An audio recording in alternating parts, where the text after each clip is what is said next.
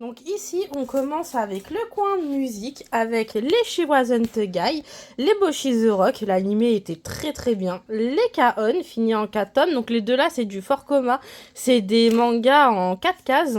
Tiens, je vais montrer un exemple. Hop. Donc c'est vraiment un découpage spécifique et je sais que pas tout le monde peut y adhérer, c'est assez Souvent, c'est dessiné avec particulier. d'humour, ce genre de manga. C'est ça. Il y a quand même un fil rouge, par exemple, pour Boshi the Rock, même si c'est pas mal de scénettes, mais ça se suit. C'est ça qui est bien. Ça rappelle un peu les BD style Cubitus ou autre qu'il pouvait y avoir dans les journaux, en fait. Ensuite, on a les Nodame Cantabile, donc la nouvelle édition de Pika chez Masterpiece, enfin Pika Masterpiece.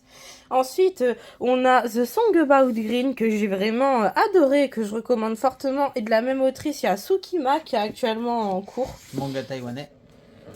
Ensuite, on a Sound of Vinyl chez Vega, pareil que j'aime beaucoup. Et c'est plus des histoires, enfin un recueil d'histoires courtes, mais t'as souvent des histoires qui vont se suivre, tu sais, au fil des tomes. Juste en bas, donc on a une petite série finie en 2 tomes de chez Akata. On a Les Becs, où Delcourt Tonkam ne sortent pas les tomes. On a un tome par an. Et bon, ben, du coup, j'ai mis en pause ma lecture, je crois, au tome 12, parce que j'en avais ras-le-bol d'attendre. Il y a pas longtemps, j'ai pu choper Au rythme de mon ruban, qui a rien à faire là. Parce que ça, c'est avec le sport, pas la musique. Il y avait rythme, du coup, tu t'es dit, vas-y, c'est avec la musique. Non, je sais pas, j'ai pas réfléchi. Le one-shot Mademoiselle Mozart de Atelier à Catombo, bah, qui déménage au Canada d'ailleurs.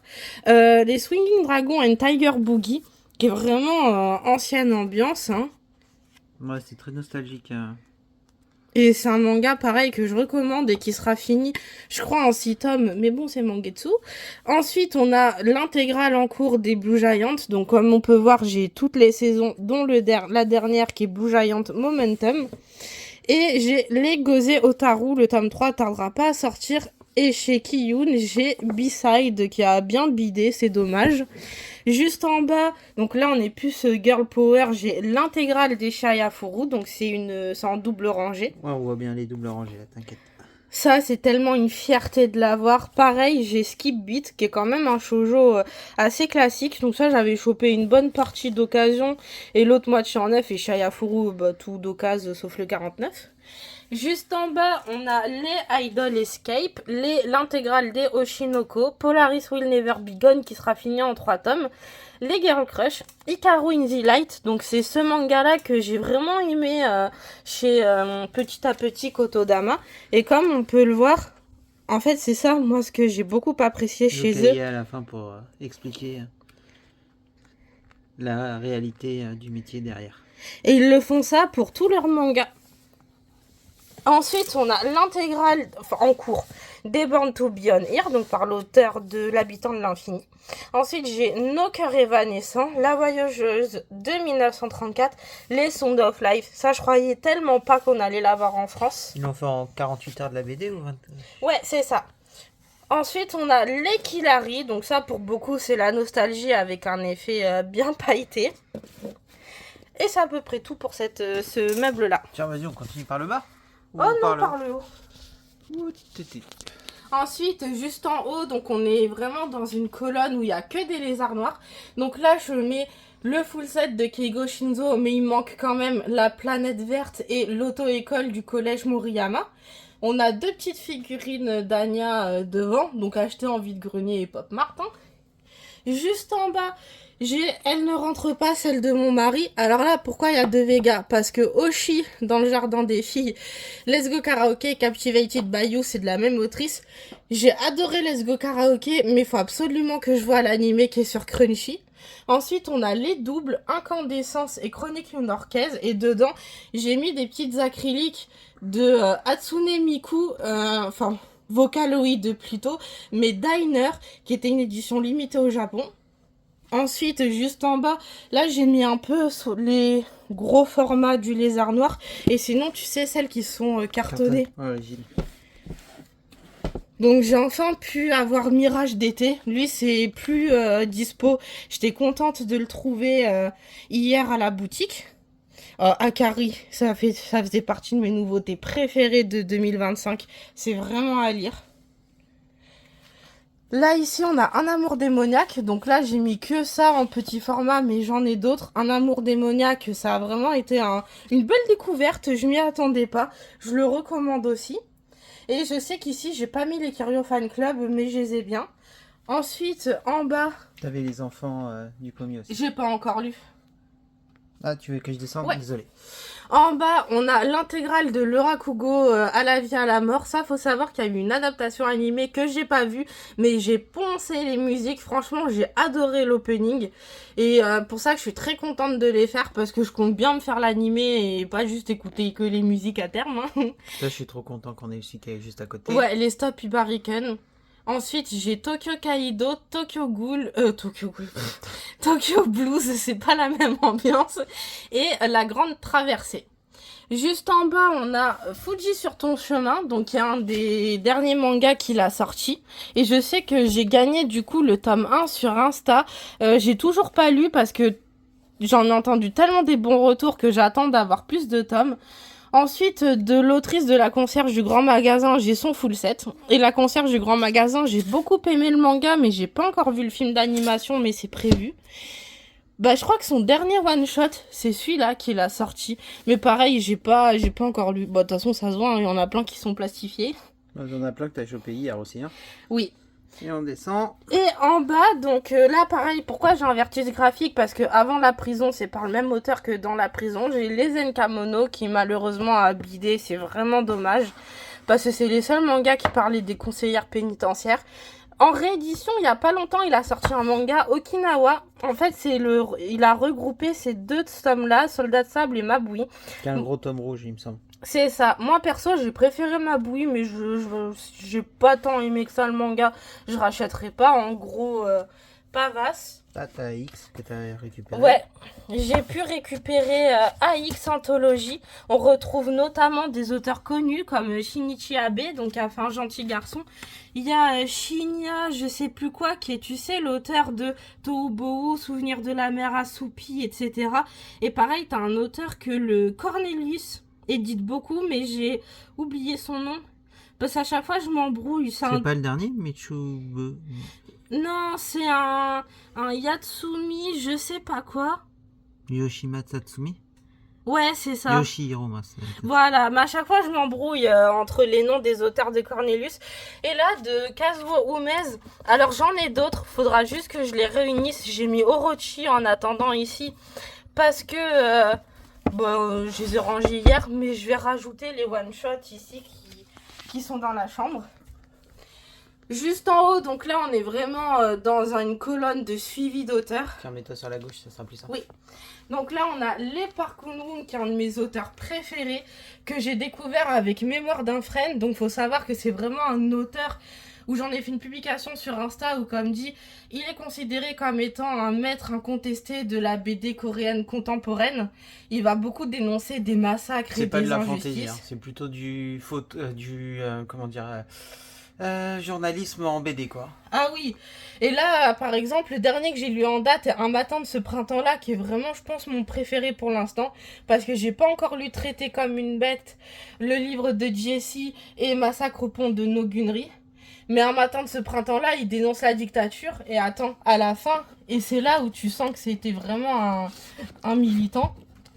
Ouais, parce que les dernières dictatures... Ok, attends. Il n'y a pas que communiste, hein. Il y a extrême droite en Corée du Sud et aussi à Taïwan. Hein. Faut pas l'oublier non plus. C'est ça. Donc je vais montrer, tu sais, à la fin. En fait, il dénonçait les dictateurs et il montrait vraiment les photos. Hein. Les noms, ceux qui se sont enrichis, etc. Hein. Donc si vous voulez en apprendre un peu plus sur l'histoire, c'est vraiment sympa. Les innocents et ceux qui ont été tués juste pour maintenir ces messieurs au pouvoir. Et ça, c'était dictature d'extrême droite. Hein. Et jusque dans les débuts et milieu des années 90, hein, comme Taïwan, hein, c'est des pays qui sont très attachés à la démocratie parce que il y a 20 ans, c'était encore une dictature, hein, presque. Donc voilà, moi, je peux pas blairer l'extrême droite, mais de toute façon, je considère que quand on est cultivé... on sait pourquoi. Mais à côté, hein. c'est pas grave, tu verras après mon cas. Ouais. parce qu'ils ont commis, à chaque fois, c'est des massacres hein, qu'ils commettent. Ensuite, juste en bas, donc on a du Gendry Kim, pareil, qui est vraiment une de mes autrices préférées. Et elle, bah, mon œuvre préférée, ça reste vraiment Les Mauvaises Herbes, qui parle des femmes de réconfort. Hop, pendant la guerre. Et bah, c'est vraiment le seul livre où j'ai pleuré. Hein. Lui, il m'a bouleversé, mais à un point. Bah, ça bouleverse plus quand on sait qu'il y a la réalité derrière qui, on se dit, c'est pas inventé. Il y a vraiment des personnes qui ont vécu ça. Ah oui, non, franchement, c'était une œuvre très très dure à lire, mais qui est très importante à lire, justement. Parce que... Ben là, on voit aussi pourquoi il y a un conflit mémoriel de mémoire entre le Japon et la Corée et que les deux pays ne s'apprécient pas du tout, quoi. C'est ça. Ensuite, justement, à droite, alors ici, on n'est plus du tout sur la même autrice, ni même là, mais on a Les Guerres Invisibles. Alors lui, c'est un manga, faut savoir, c'est très particulier, parce que comme vous pouvez le voir, un manga se lit dans le sens occidental et l'autre dans le sens japonais. Pourquoi? Un tome, on suit des Américains, un tome, on suit des Japonais. Ça va parler d'homosexualité pendant la guerre et autres thématiques LGBT ou qui ont rien à voir, mais dans tous les cas, c'est des thématiques sociétales. Et c'est vraiment un manga poignant à lire aussi de toute urgence. Si vous aimez bien d'avoir les deux côtés d'une même histoire, les deux versions, il y avait pas Tarantino, oh, je sais plus comment. Grosso modo, La mémoire de nos pères et L'île de Iwo Jima. Et pourquoi je dis Tarantino c'est pas du tout ça, mais c'est vraiment deux films sympas sur la même bataille sur une île pendant la Seconde Guerre mondiale, d'un point de vue La mémoire de nos pères, d'un point de vue américain, et L'île d'Iwo Jima du point de vue japonais. Ensuite, juste ici, on passe du côté de la Chine avec Golo Zhao, donc qui est notamment connu avec La balade de Yaya. Donc pareil, ça se lit dans notre sens à nous et comme c'est on tout peut en le couleur, voir. je crois aussi. Ouais, c'est de la BD. Parce qu'à la base, c'est pas dans ce format-là, il me semble. C'était dans un format plus enfant, non? Ah non, je galère un petit peu. Avant qu'ils le rééditent. Ouais, c'est ça. Là, ils l'ont réédité en intégrale. C'est un tome en fait deux, en fait. Mais de lui, pareil, j'ai lu Poison, qui dénonçait une réalité atroce. Golo Zhao, c'est un super auteur chinois. Et pareil, tout en couleur. Et c'est sur les parents, grosso modo, qui sont obligés d'aller travailler en ville. Et ils laissent leurs enfants à leurs grands-parents qui sont un peu démunis à la campagne. Et là, du coup, il y avait un fait qui avait fait une grande polémique en Chine. Où c'est sur un meurtre par une enfant, quoi. Et moi, je sais que pour l'instant, de lui, j'ai lu que Poison et La plus belle couleur du monde, qui est un énorme pavasse, mais qui se lit plus vite que ce qu'on pense. Et les Chinois, du coup, font souvent en couleur. Oui, parce que pareil, La plus belle couleur du monde que j'ai lu, c'est entièrement en couleur. Et ça se lit dans notre sens à nous. Avant le webtoon, hein, c'était déjà en couleur. Hein. Ensuite, on passe à Lee Kun-woo, donc qui est aussi un auteur chinois très important. Lui, pour l'instant, j'ai lu que Ma maman. Donc pareil, il a aussi son style à lui. Hein. Et Ma maman, ce qui est poignant, c'est qu'il disait qu'il l'a réalisé dans un contexte assez dur, hein, parce qu'il aimait beaucoup sa maman et qu'il l'a fait quand elle était décédée et qu'il a mis des années avant de la faire. Mais il est surtout connu pour Une vie chinoise. Mais la particularité ici qu'on a dans la collection, c'est ce livre-là, Pékin en coup. Parce que c'est pas, alors pas du tout, du manga. Ouais, et si vous regardez, la fable aussi, elle est très spéciale. Tiens, regarde. Il n'y a pas de rabat, de rebord. Et le livre, il est coupé directement à la même hauteur. Ça fait ultra bizarre hein, quand on le prend. Ah oui, c'est le jour où je l'ai reçu, j'ai un peu bugué. Par contre, ce qui est marrant, c'est que elle va l'ouvrir. Ça fait livre historique lourd, de hein. thèse. Hein. C'est pas du tout un manga ni rien. C'est documentaire sur comment ils ont construit la voie ferrée qui a traversé la Chine. Hein. Alors attends, est-ce que j'ai pas d'autres pages? Oui, c'est vraiment que ça tout le long. Hein. Mais du coup, ça, c'est un livre historique. Enfin, on pouvait s'en servir pour faire une thèse ou des travaux d'études. Hein. Donc c'est vraiment particulier comme œuvre. Et si vous aimez bien genre la conquête de l'Ouest, la période où on fabrique les chemins de fer, entre guillemets les travailleurs c'est moitié des esclaves et on s'en fout d'en perdre, c'est un peu le même principe. Hein. Tout fait à la main, les gens sous-payés, les villages qui se déplacent parce que on avance en même temps que la création du chemin de fer. Donc ensuite ici j'ai la plupart des mangas de Tsuruta. Il va me manquer que Design avec Forget Me Not, La Pomme Prisonnière, je sais que ces deux-là sont plus dispo, et tous les Manon et Lily Errante. Juste en dessous j'ai fait le full set de Inyo Asano avec son dernier en date qui est Mujina Into the Deep. Belle couverture. Donc lui pareil, j'admets, je suis un peu à la bourre dans ma lecture, j'ai lu que, j'arrive jamais à le prononcer. Solanin ou Solanine? Solanine, moi j'aurais dit. Mais qui est pas mal connu et pas mal apprécié et qui est souvent considéré comme un des premiers à lire parce que c'est une bonne porte d'entrée. Bah, son style est plutôt rond malgré les thématiques, ça tranche un peu, c'est agréable. Bon, je rangerai après parce que je galère un petit peu. Pourtant, j'ai pas trop serré. Non, c'est bon. Et juste en bas, donc comme on peut voir, je commence un petit full set de Kan Takahama, mais j'ai pas tout. Je sais que de elle, j'ai lu Le Dernier Envol du Papillon. Hop, parce que c'était une lecture commune dans le podcast Entre deux bulles géré par Mangakam. Et là, comme on peut voir, par contre, pour le coup, j'ai quasiment le full set de Fumio Kono. Enlève ta main. Voilà. Donc de elle, j'ai lu Dans un recoin de ce monde, qui est son œuvre la plus connue. Attends, tiens, je vais montrer. Qui est aussi un roman et qui a eu son adaptation en film d'animation. Alors c'est une autrice, j'admets, j'ai un peu du mal, mais elle reste culte. Et c'est vrai que moi, les auteurs qui restent assez cultes, ça me tient particulièrement à cœur.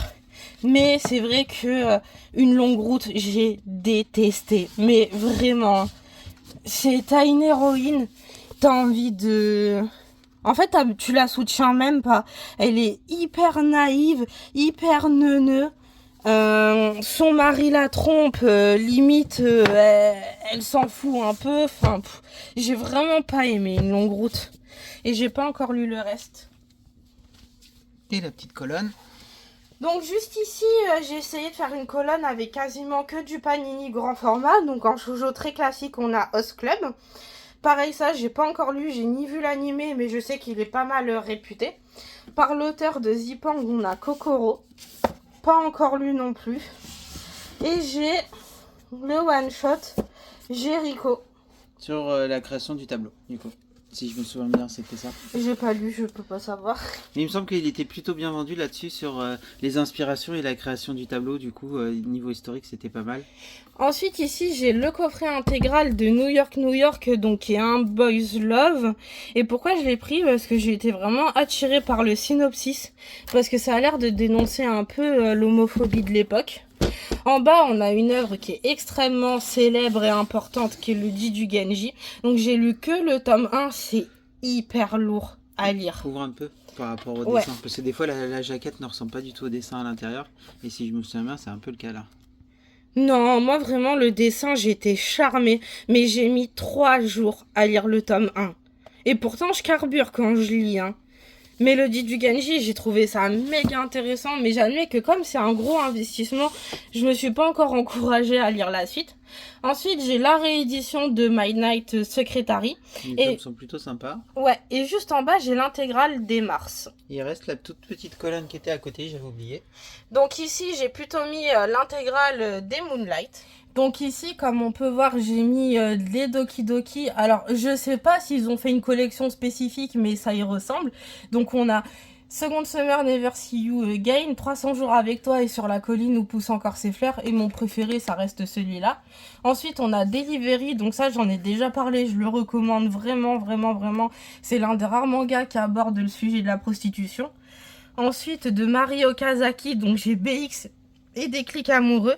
Là, j'ai de Saki Iwatari tous les Mirai no Utena, les Magies intérieures et Global Garden. Et si je dis pas de bêtises, c'est l'autrice qui a fait Please Save My Heart, que j'ai pas encore. J'attendrai que tous les tomes soient sortis pour l'acheter.